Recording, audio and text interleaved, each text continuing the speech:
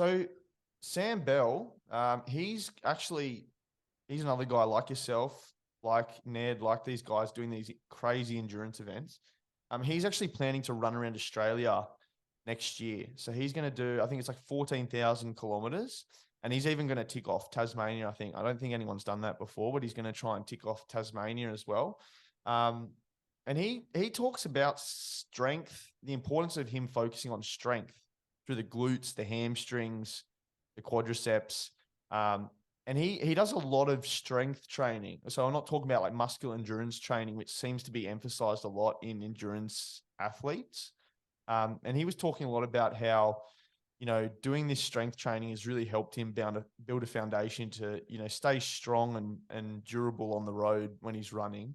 Have you found the same thing in terms of your own training? I know that you do a lot of strength training as well. Do you sort of, when you're training for this event, did you focus more around, lower rep ranges with heavier weight or higher intensities of load?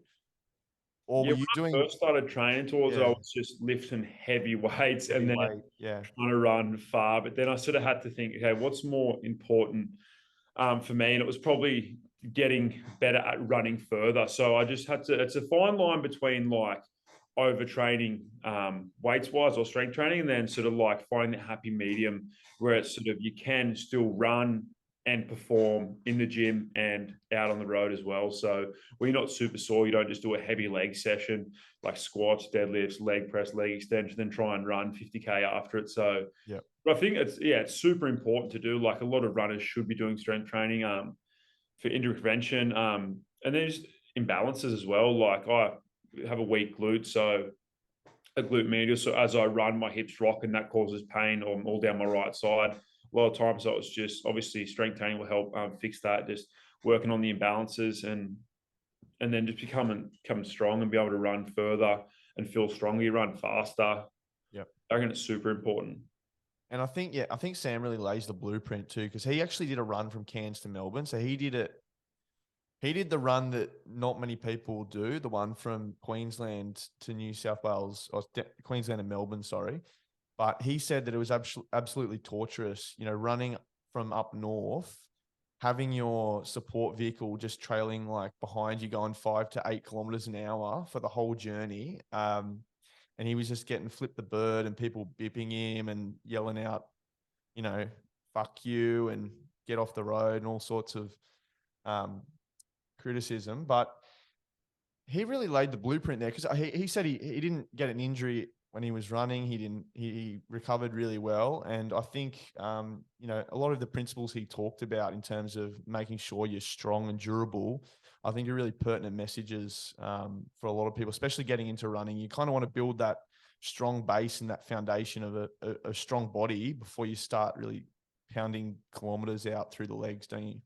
Yeah, definitely. And being for me 95 kilos, I'm either have to get stronger so I can be able to run as far as I do, or so I have to lose weight and just keep running as Yeah. fast. So yeah, strength training is super important. But also like interval training, hill sprint. Did you do a lot of that in the lead up to this event as well? Was there, how did you periodize your running programming? Yes, I do a lot of hills, a lot of long runs. I do a lot of so I do sort of like my average, like it'd be like sort of a 4 or 5 week build into like a big event. So obviously run from Perth to Sydney, you have to be able to run far and it has to be monotonous. So it Yeah. was slowly just building my runs up and then building my confidence as well, which was the biggest thing. So when I first started, it sort of be like a 4 or 5 week build into, maybe it was like a week of 10Ks, then it was a 4 or 5 week build into 21 half marathons in 21 days, and then it sort of got bigger and bigger, and you're just moving that needle a little bit further. It's like that's your new normal. Okay, well then you go, that's the new normal. You'd always just slowly build where you're building the confidence and obviously building the mileage where you're able to run back-to-back days. But I think then you can train to run across Australia. It's Yeah. just there's no amount of kilometers and Oh, no amount of yeah. lived experience being out there as well. You don't have access to your warm bed, your physio, your friends, your shower. Like when you're on the road, it's so much different to when you're running around your house. Like you could do 60Ks a day around your house and you go home, get in your bed, or you're feeling a little bit sore, you go see a physio, go get a massage. But when you're actually out there, it's so much harder. Yeah. I can only imagine, mate. And what I just kind of reiterate, just to reiterate what you said there. Goggins talks a lot about it, but like the belief you're talking about, the confidence you build, and the belief is built through the work you do.